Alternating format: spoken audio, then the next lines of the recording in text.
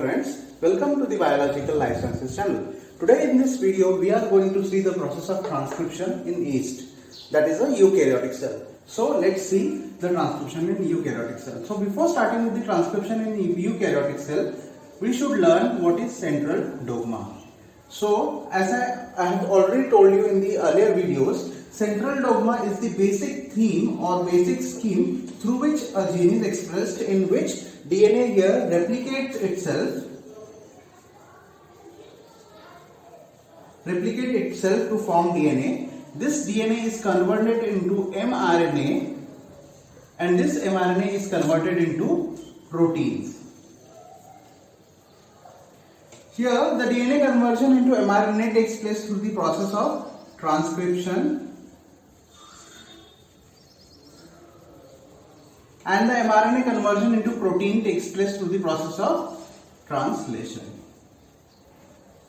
But in some viruses, this process, that is DNA to mRNA, also occurs in reverse manner, that is RNA is being converted into the cDNA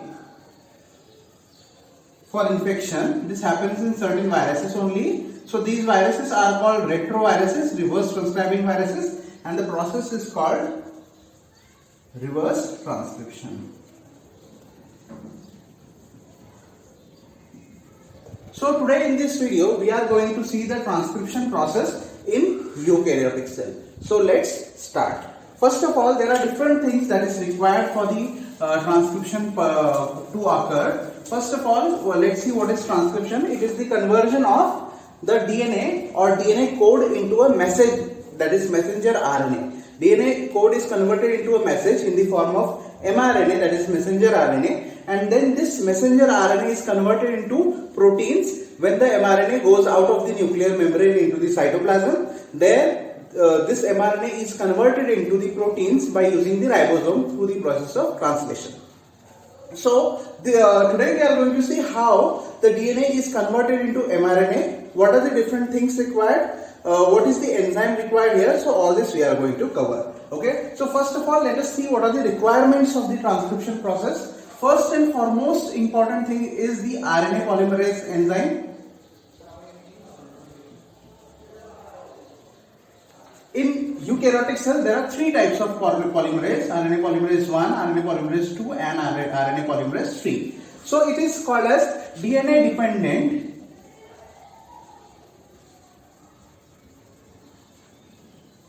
RNA polymerase, as it uses the DNA as its template to convert it into RNA. So therefore it is called DNA dependent RNA polymerase. Then there is a requirement of precursors or activated NTPs, that is nucleotide triphosphates, NTPs. So here there are NTPs of adenine, uracil, guanine, and cytosine required, because since this is an mRNA or mRNA has to be formed here, so there will be U in place of T. Now here you can see while in replication we used, or the DNTPs was required because it was the DNA, therefore deoxynucleotide triphosphate. But here it is RNA, or the thing that is formed is an RNA, therefore NTPs is required, where the second position OH group is present in deoxyribose sugar. Okay, and the next thing is required here is transcription factors, because RNA polymerase itself cannot perform or cannot make the mRNA, therefore it takes the help of different transcription factors also that helps in formation of RNA. Then there is a requirement of a cofactor, that is Mg2 positive divalent cation, that acts as a cofactor for RNA polymerase enzyme. Okay, so these are the different things that are required here. Obviously there is a requirement of template DNA also. So this template DNA, it is present in the gene itself, or the gene which is transcribed, that is one of the strand of that gene is taken as template DNA here. Okay, so these are the different factors that are required in the process of transcription in eukaryotic cell. Now let us begin with the important part of that, that is RNA polymerase. We are going to see in details the three types of RNA polymerase, the three different promoters that are recognized by the three different RNA polymerases. So first of all, let's see what are the different types of RNA polymerase and what are its specificity.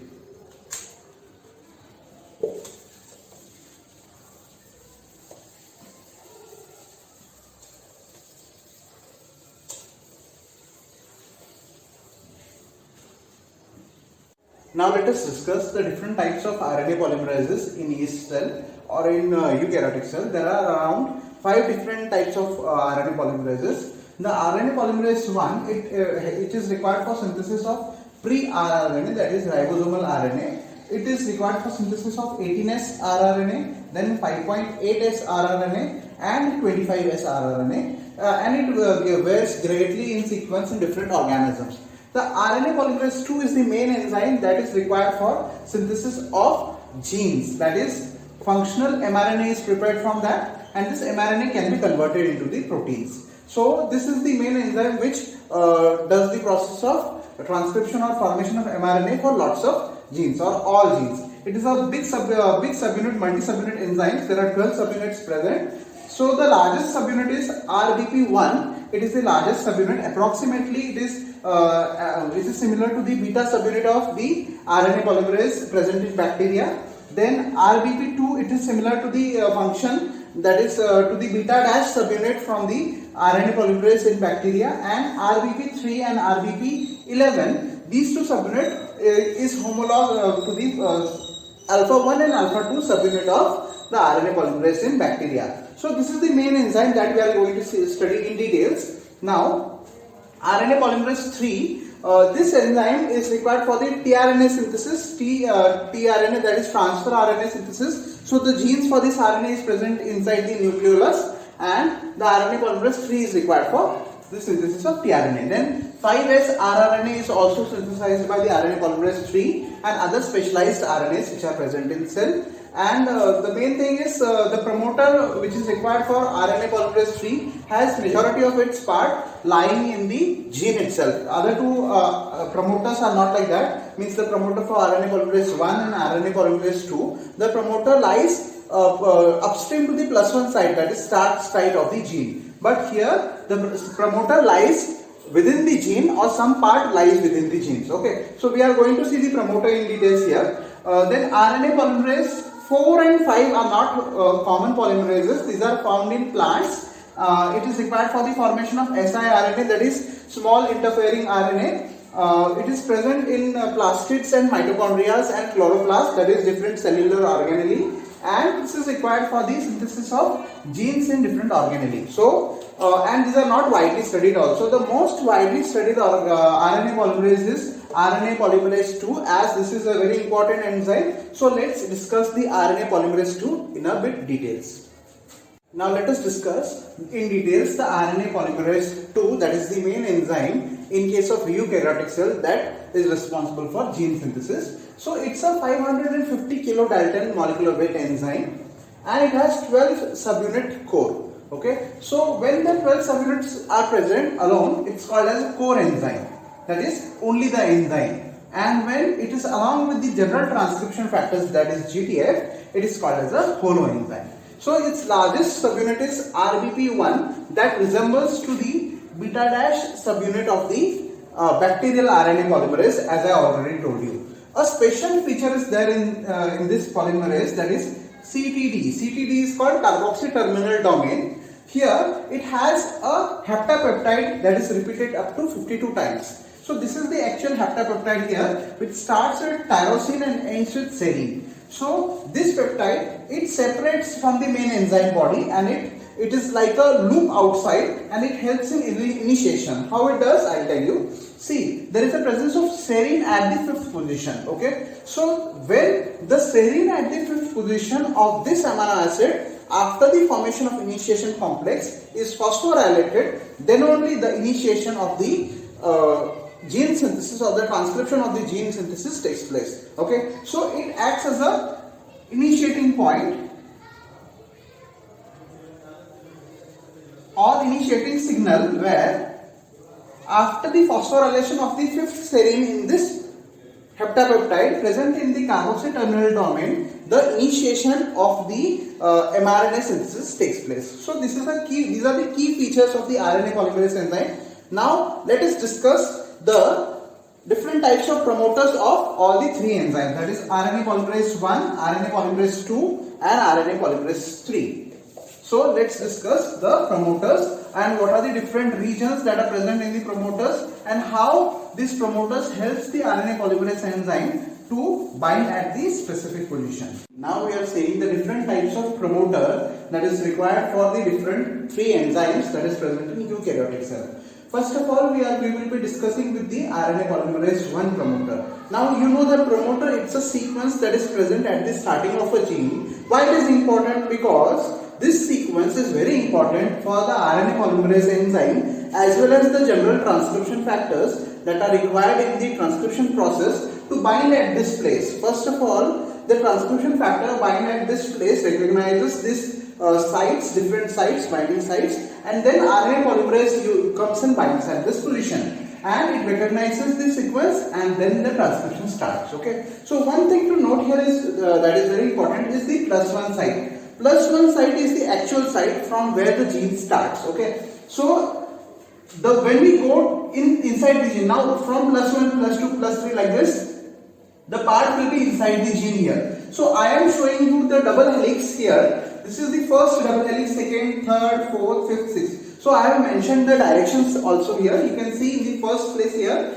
So this is the +1 site where the gene actually starts. And prior to the +1 site, it is called as the upstream sequence, and next to the +1 site, it is downstream sequence that is present inside the gene. Okay. So now we will be discussing about the promoter for RNA polymerase 1. So you can see here the promoter for RNA polymerase 1 is having INR sequence that ranges from +20, which is present inside the gene, to -45, which is present prior to the gene, that is upstream to the gene. And this +20 is downstream to the gene, that is +1 site.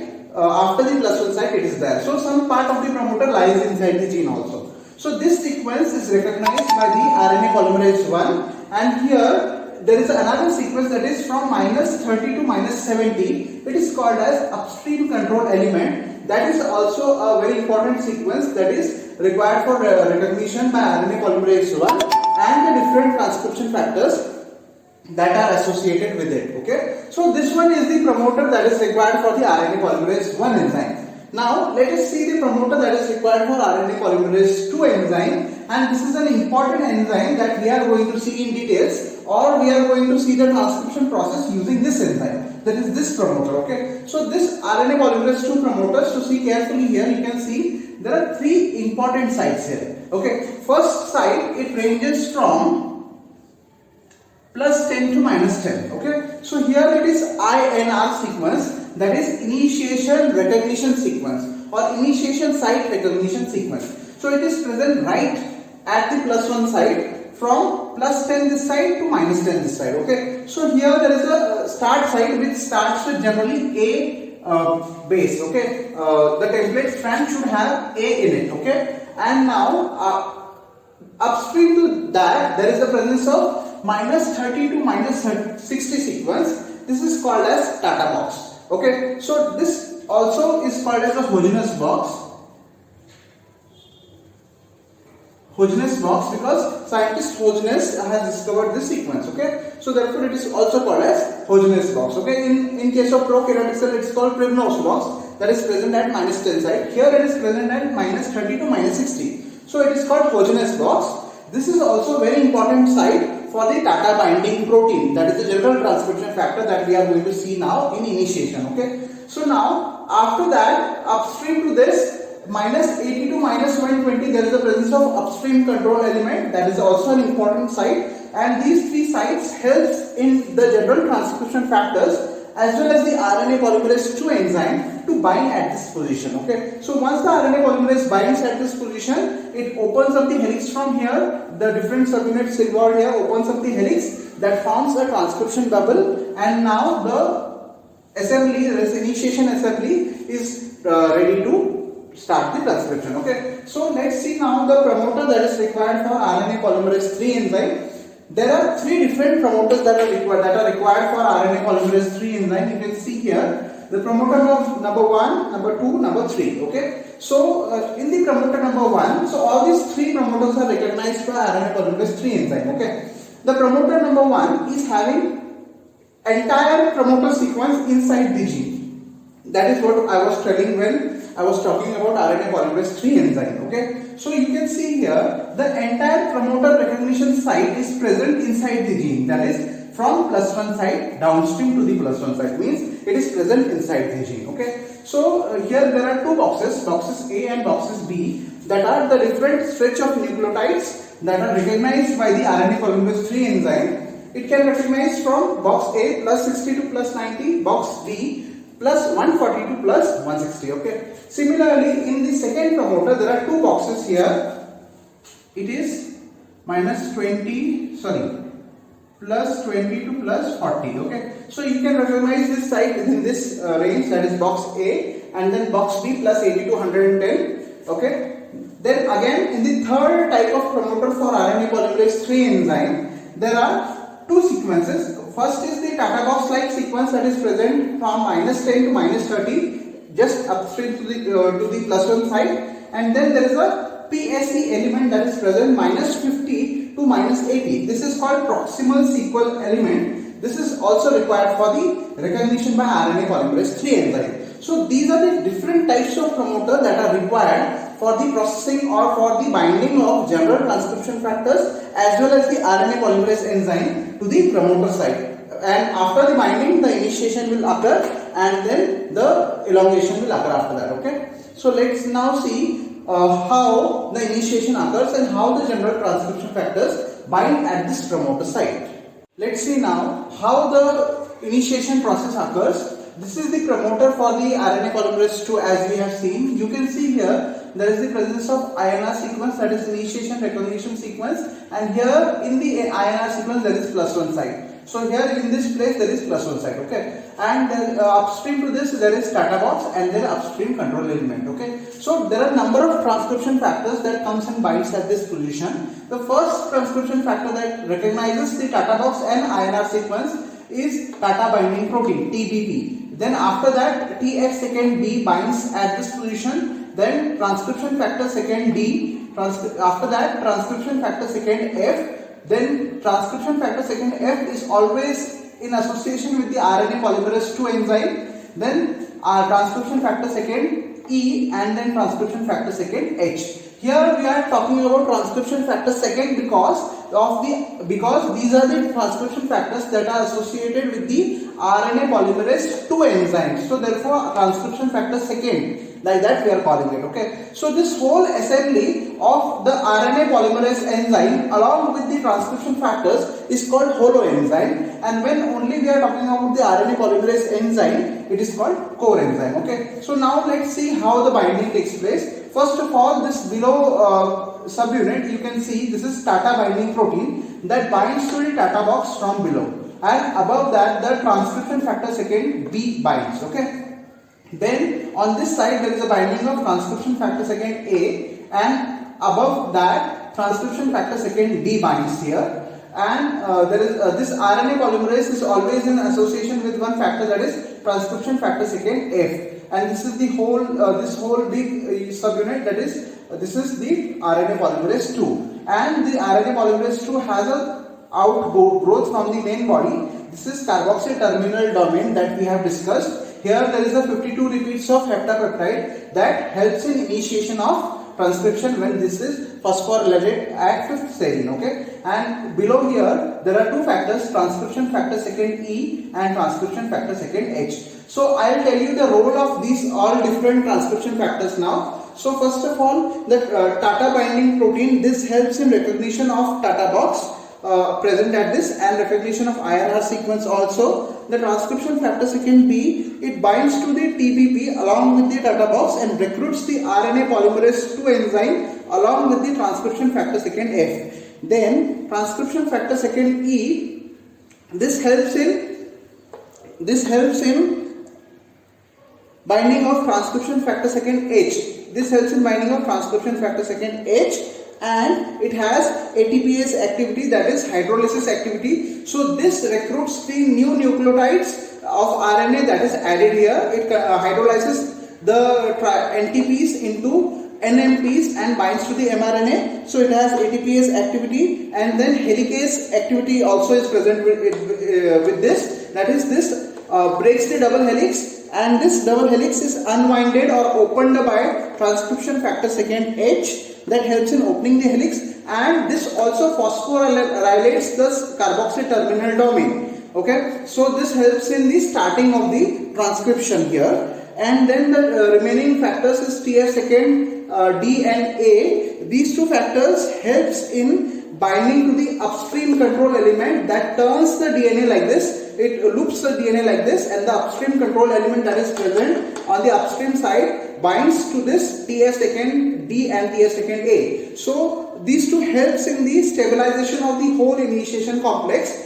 And once the initiation complex is formed, this position of the initiation complex is called closed initiation complex. You can see here, because the helix is not yet opened here. Okay, here in this place it is called open initiation complex, since this TF second E and TF second H opens the helix, the bond is broken here. You can see the transcription bubble is formed here. So transcription bubble is about 25 to 30 nucleotides here. It may be varying in different species of eukaryotic cell. After the opening of helix, open initiation complex is formed. Now, this transcription factor second H, it phosphorylates the carboxy terminal domain. Once it phosphorylates the carboxy terminal domain, the whole assembly opens up and is ready to form the elongation complex. That is, initiation complex is converted into the elongation complex. Now, there are few factors that remains at the starting site only, and RNA polymerase along with the few factors goes for elongation, so that every time when the gene is transcribed, the initiation complex need not to be formed again and again. So therefore, after this process, some factors remains here, and some factors along with the RNA polymerase II enzyme goes for the elongation. Now let us see the process of elongations after this in details. Let us see the elongation phase of the transcription in eukaryotes. You can see here, after the phosphorylation of carboxy terminal domain in the above diagram, promoter clearance and escape occurs. So just after the phosphorylation, you can see here carboxy terminal domain of the RNA polymerase enzyme is phosphorylated. After the phosphorylation of the heptapeptide present at the carboxy terminal domain, there is promoter clearance and promoter escape occurs. You can see at the initiation promoter site here, there is the +1 site, so actual gene starts from here. Okay, so the RNA polymerase enzyme along with the transcription factor second H and transcription factor second E and transcription factor second F moves forward in the forward direction in the gene. Okay, and this assembly that was present along with these factors at the promoter site, that is TBP, TS second B, then TS second A, TS second D, remains bind at the promoter site, so that the next RNA polymerase when binds at this position, the whole initiation complex need not to be formed again. You can see now here what happens. The RNA polymerase and the remaining factors starts synthesizing the mRNA. You can see the mRNA here. It is synthesized from the 3' end, since the free 3' OH group is required for the addition of the new RNA nucleotide here, and this 5' overhang is there. Now this 5' end is added with the special elongation factor, that is PTEFB. This helps in addition of a 5-methyl guanosine cap, because this 5' end is overhanging, so it is prone to the attack by nucleases enzyme, so 5' end has to be protected. So there is 5-methyl guanosine cap added using this elongation factor. Now the transcription factor second F and transcription factor second E, this helps in pausing the RNA polymerase and backtracking the RNA polymerase. Okay, so it comes back, that is 3' to 5' proofreading exonuclease activity of RNA polymerase. This proofreads the mRNA that is formed here and checks whether every nucleotide is formed or every nucleotide added is a proper nucleotide or not. Okay, after checking it goes again, and if any nucleotide is faulty, it replaces it with the proper nucleotide. Okay, so this is the proofreading activity. Otherwise, you can imagine how important a gene is, and the addition of a proper nucleotide is important here. Okay, so this proofreading activity helps to ensure that. Okay, the speed is around 50 to 100 nucleotide per second of the transcription. So and the process occurs by pausing because the proofreading also has to be done. So this mRNA keeps on forming, and this mRNA overhangs from this site till the termination occurs here. So after elongation process, there is a process that is termination till the termination signal is reached on the template. Okay, so this mRNA sequence binds at this position of about 8 to 9 nucleotides, and it forms the DNA RNA hybrid. You can see the DNA and RNA are binded at this that position, and the transcription bubble is of 25 to 30 nucleotides in length. Okay, the transcription bubble that is formed, and in that 8 to 9 nucleotides are binded at a simultaneously, and this forms a DNA RNA hybrid. Okay, so this keeps on going on till the termination signal is reached or termination occurs. So this was all about the elongation. What happens in termination? You can see here the mRNA is being formed here, and meanwhile the mRNA, which is the 5' end of mRNA, that is N protected, is added with the 5-methyl guanosine cap to protect the 5' end of the mRNA. Okay, while it is still transcribed. Okay, the transcription termination occurs when poly A signal is reached onto the template strand. You can see here on the template strand, which is the below strand here, the poly A signal, that is the termination signal, is TTT8TT. Okay, it can change in different species, it can vary in different species here. So that poly A signal is also transcribed. This poly A signal helps to bind a specific factor, that is termination factor, that is called as CPSF. The full form of CPSF is cleavage and polyadenylation specificity factor.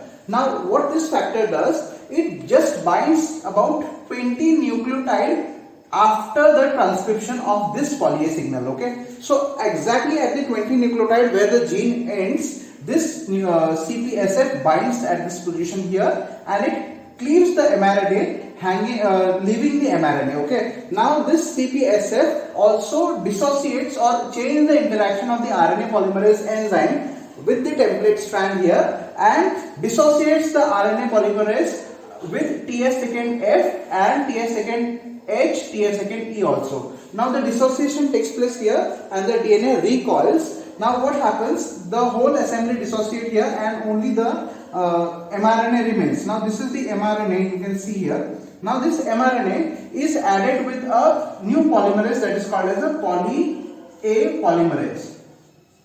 So this polymerase immediately binds at the 3' end, because the 3' end is unprotected here. So mRNA can be degraded by different nucleases enzymes. Now, so immediately it binds at this position. What is special about this polymerase is, that is poly A polymerase, it has an inbuilt poly DT primer. Okay, so what it does, it binds at this position and adds of about 250 adenine residues.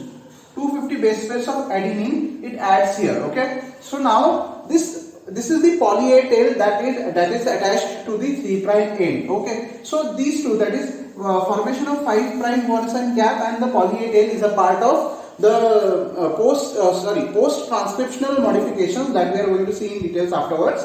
But here the termination occurs like this. Okay, so just after the termination, immediately it is followed by the polyadenylation, that is the second type of post-transcriptional modification. First type is 5-methyl guanosine cap or cap formation. This is the first type, that is capping. So first type of post-transcriptional modification occurs immediately after the mRNA starts transcribing, because the 5' end has to be protected. Now just after the termination signal occurs here, termination of this, the 3' end is also added with the poly A polymerase, and the second post-transcriptional modification that takes place here, that is polyadenylation, and poly A tail is added to the mRNA, and now this mRNA is free to go to the cytoplasm through the nuclear pore complex. Okay, so before going to the nuclear pore complex, the third type of modification, that is splicing of the mRNA, takes place. So splicing, in that the introns are removed and the exons are joined together, and now the whole process of eukaryotic transcription ends here. So this mRNA that is formed is called as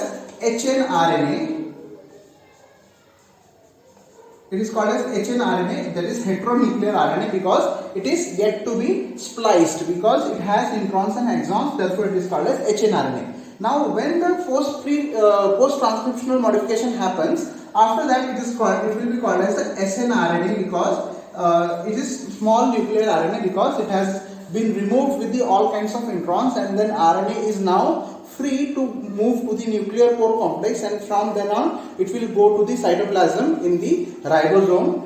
Then the protein translation will occur. Okay, so this was all about the whole detailed process of the transcription in eukaryotic cell. I hope you have understood all the different points here, all the diagrams here. If you have any problem, any difficulty, do comment. Please press like button if you like the video, share, comment and subscribe the channel. Thank you for watching.